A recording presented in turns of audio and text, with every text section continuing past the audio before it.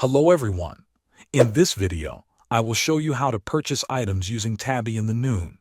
First, open the Noon app on your phone.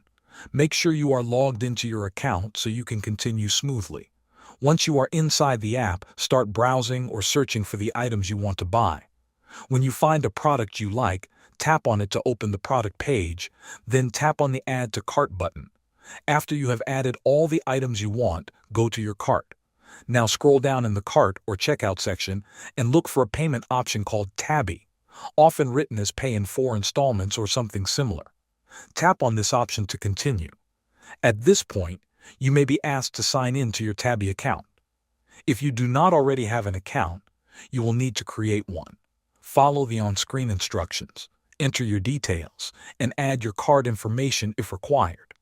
Once you are logged in, Tabby will show you the available payment plans. Review the options carefully. You will see how your total amount is split into installments. Select the plan that works best for you.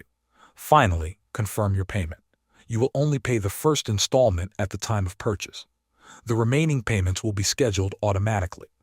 You can always check your payment schedule inside the Tabby app. Thanks for watching.